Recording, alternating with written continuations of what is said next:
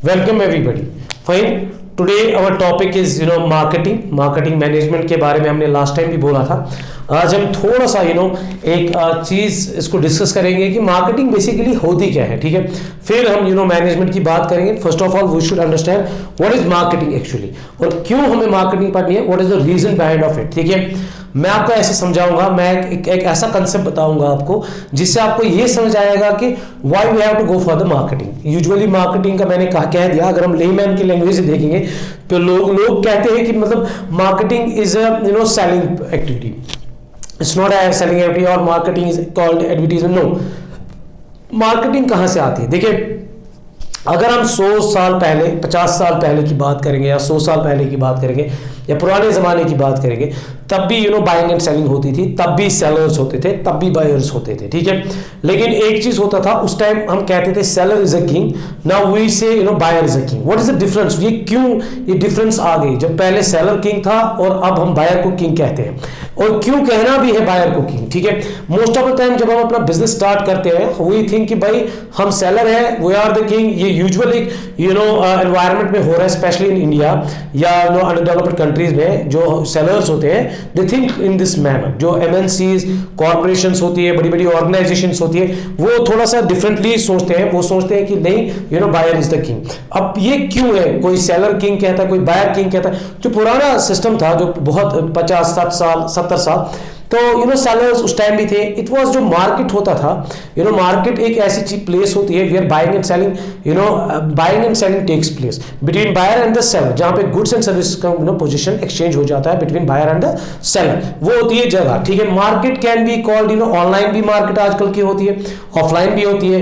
There are lot of markets. हम देखेंगे, मतलब अगर हम कश्मीर की बात करेंगे, दिल्ली की बात, प्लेसेस पे हर जगह बाइंग एंड सेलिंग होती है. We can call everybody everything, those things will be called as places. जो भी है जहां पे बाइंग एंड सेलिंग होती है, that will be called as a market. Fine. अब मार्केट में सेलर भी होता है, बायर भी होता है. ये पहले भी होता था, अब भी होता है, लेकिन तब ओकेजनल मार्केट्स होते थे. अब कंसिडरली आई थिंक 24/7 है.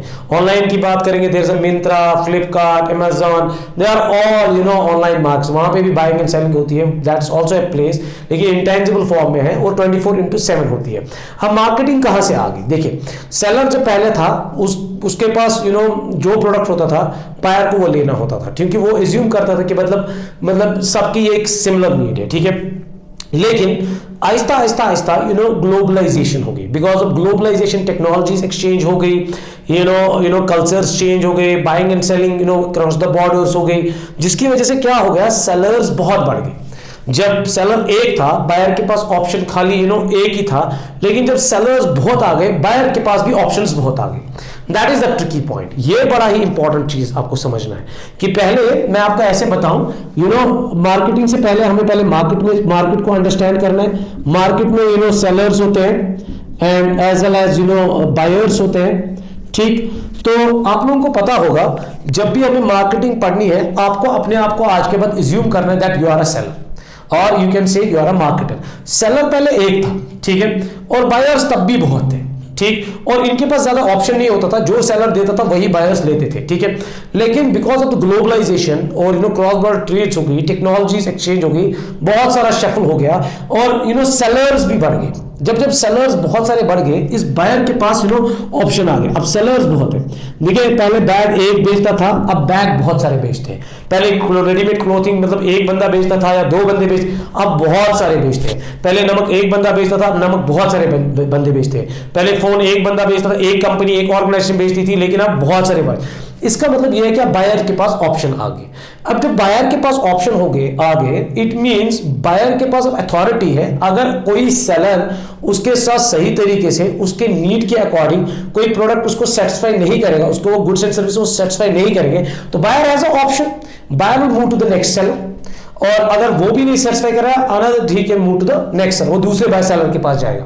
ये चीज आप फिर से समझ लीजिए. ठीक है, क्योंकि जब कोई बिजनेस स्टार्ट करना चाहता है, if he wants to become seller, उसको समझना है ये चीज कि भाई मेरे पास बायर क्यों आएगा when there are lot of options. हाँ, अब अगर एक सेलर कोई है, इनोवेशन में है, मोनोपोली आ गई, तो उस टाइम बायर मतलब फंस गया. बायर तो उसी के पास कंप्लीटली जाएगा. ठीक है, जब शॉर्ट ऑफ सप्लाई हो जाएगी, सप्लाई मतलब सेलर्स बहुत कम हो जाएंगे, तो उस टाइम तो बायर फिर से फंस जाएगा. लेकिन right now in present scenario buyer is the king. Why? क्योंकि बायर के पास बहुत सारे ऑप्शन है, buyer can fire anybody any time. See, आज मुझे एमआई फोन अच्छा लगता है, कल को मेरे को आईफोन अच्छा लगेगा, मेरे को परसों सैमसंग अच्छा लगेगा, मुझे कोई कंपनी रोक नहीं सकती है, कोई कंपनी मुझे केस नहीं कर सकती why you have shifted to the other company. ऐसा कुछ भी नहीं, क्योंकि अब मेरे पास ऑप्शंस है। एक दुकानदार के पास काम नहीं निकला, he will not behave like in my manner, मुझे जिस उस बिहेवियर से अगर मुझे वो सेटिस्फेक्शन नहीं मिली तो मैं दूसरे सेलर के पास जाऊंगा। अब जब ये प्रॉब्लम देखी, सेलर्स ने देखी कि भाई बायर्स के पास ऑप्शन है, सेलर्स को एक बायर को रिटेन करने के लिए उसकी नीड एंड वांट को सेटिस्फाई करना पड़ा जरूरी। क्यों? What I am trying to say is कि भाई बायर्स के पास ऑप्शन आ गए। अब सेलर ने क्या किया काम, सेलर ने जब देखा कि सेलर्स भी बहुत है, अब तो बायर के पास बहुत सारे ऑप्शन है, अब खाली बेचने से नहीं काम होगा, अब तो वही बिजनेस चलेगा जिसके पास कस्टमर रिपीट टू रिपीट आएगा। व्हाट आई वांट टू से इसकी रिटेन करेगा कस्टमर को, ठीक। दैट थिंग, उसके लिए क्या करना पड़ेगा, उसको भाई बायर की नीड्स एंड वांट्स को सेटिस्फाई करना पड़ेगा। अब सेलर अकेला नहीं, if you want to beat another seller and if you want to gain the buyer for ever, उसको क्या करना पड़ेगा, उसको अकॉर्डिंग टू द बायर अपनी प्रोडक्ट एंड सर्विस को भाई बनाना पड़ेगा। उसका मतलब ये हुआ, उसको बायर का पूरा बिहेवियर चेक करना है, बायर को क्या पसंद है, क्या नहीं पसंद है, कब क्या चाहिए। हम डिमांड भी इंड्यूस कर सकते हैं, लेकिन वो स्टिल तभी होगी जब वो किसी ना किसी सेटिस्फेक्शन, किसी ना किसी नीड एंड वांट को सेटिस्फाई कर रहा होगा, क्या, बायर को। और अगर उसके कंफर्ट लेवल पे सेलर ने कोई चीज दे दी, प्रोडक्ट एंड सर्विस उसके कंफर्ट लेवल पे दे दी अकॉर्डिंग टू हिज कंफर्टनेस, ठीक है, तो ऑटोमेटिकली वो बायर हमेशा उसी सेलर का हो जाएगा। इसका मतलब बायर्स तो बहुत है, सेलर्स भी बहुत है। अब बायर्स के पास बहुत सारे ऑप्शन है। अब सेलर ने एक ऐसी प्रोसेस स्टार्ट की, उसने कहा मैं एक ऐसी प्रोसेस स्टार्ट करूंगा जिसकी मदद से what I will do, I will see the need and want of a buyer, and जब मैं उस नीड एंड वांट को बायर की चेक करूंगा, उसके कंफर्ट के अकॉर्डिंग में उस नीड एंड वांट को भाई सेटिस्फाई करूंगा, उसके कंफर्ट के अकॉर्डिंग में उसको डिजाइन करूंगा, सेटिस्फाई करूंगा, ठीक है, मतलब उसके अकॉर्डिंग वैल्यू उसको करूंगा, मतलब वैल्यू मतलब कि उस product and need and want को मतलब प्राइसिंग में करूंगा, उसके बाद उसकी प्लेसिंग करूंगा, उसके नियर पहुंचा दूंगा, और उसके बाद I will go with the promotion. मतलब ये जो सेलर है, इसने एक जो प्रोसेस स्टार्ट की जिससे आइडेंटिफाई हो गई इसकी नीड एंड वांट, फिर उसको प्राइस किया, प्लेस किया, प्रमोट किया, मतलब इसने कंप्लीटली जो भी एक्टिविटी अब करनी है वो कस्टमर ओरिएंटेड करनी है या बायर ओरिएंटेड करनी है। तो ये जो प्रोसेस थी, कस्टमर ओरिएंटेड प्रोसेस जो थी, जिसमें कंप्लीटली एक कस्टमर का मतलब हम आइडेंटिफाई करते हैं सारी चीजें और अकॉर्डिंग टू हिम प्रोडक्ट को मतलब प्लेस करते हैं, प्राइस करते हैं, that process is called market. I think this is a very handy thing for you guys कि ये चीज आपको समझ लेनी चाहिए। किसी भी कोई भी बंदा अपना बिजनेस स्टार्ट करना चाहता है, वो तब तक नहीं कर सकता until unless उसने आइडेंटिफाई नहीं किया होगा बायर की नीड एंड वांट। अगर उसने आइडेंटिफाई किया और उसके अकॉर्डिंग टेस्ट, उसके अकॉर्डिंग डिजाइन, उसके अकॉर्डिंग प्राइस, उसके अकॉर्डिंग प्लेस, उसके अकॉर्डिंग प्रमोशन, तब जाके बायर उसका हमेशा के लिए हो जाएगा। और ये जो प्रोसेस है जिससे ये चारों चीजें, ये सारी एक्टिविटीज, सीरीज ऑफ एक्टिविटीज है, इट इज कॉल्ड मार्केटिंग। यही प्रोसेस होती है।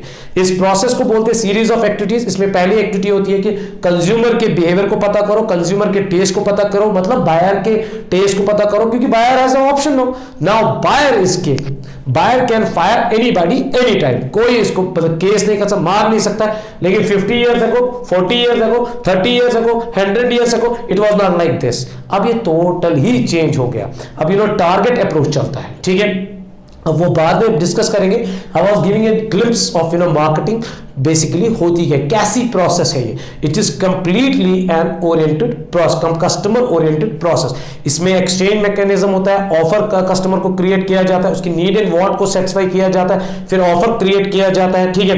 लाइक मैं आपको बताऊं, प्यास लगी मुझे, ठीक है, मैं सेलर्स ऐसे हैं उन्होंने बेवरेज ड्रिंक्स क्रिएट की है, यहाँ पे डियो है, कोको कोला है, दे सेटिस्फाई माय वांट, नीड मेरी प्यास है, लेकिन वो क्रिएट की गई है किसमें, सिंपल एक कोल्ड ड्रिंक्स में, आई ड्रिंक दम, मैं उनको पीता हूँ, उससे मेरी प्यास बुझ जाती है, कोई डिफरेंट नहीं होता है, कलर खाली चेंज होता है, कुछ डिफरेंट नहीं होता है। It is the marketing tactics, आपकी नीड को कैसे हम सेटिस्फाई करेंगे with the giving the want, fine. और ऑफर किया जाता है, प्रोडक्ट को क्रिएट किया जाता है इन क्वांटिटी में, वैरायटी में, टाइप्स में, फिर उसके बाद उसको वैल्यू किया जाता है प्राइसिंग, फिर उसके बाद एक्सचेंज मैकेनिज्म, मतलब एक्सचेंज मैकेनिज्म मतलब कैसे कस्टमर के पास पहुंचाएंगे, व्हेनेवर उसको रिक्वायरमेंट होगी इस नीड एंड वांट को, उसी टाइम उस नीड एंड वांट को उसके पास भाई पहुंचा दीजिए, ठीक है। जैसे कि आपने देखा होगा आजकल की अमेज़न, फ्लिपकार्ट, मिंत्रा, या आप देखिए मतलब डोर पे सर्विस पहुंच जाए, जो भी प्रोडक्ट हमें चाहिए वो हमारे घर पहुंच जाता है। व्हाट इज दिस, ये एक मतलब कस्टमर ओरिएंटेड प्रोसेस है, वो कोई भी बिजनेस हो, आप देखिए जितने भी एमएनसी कंपनीज हैं,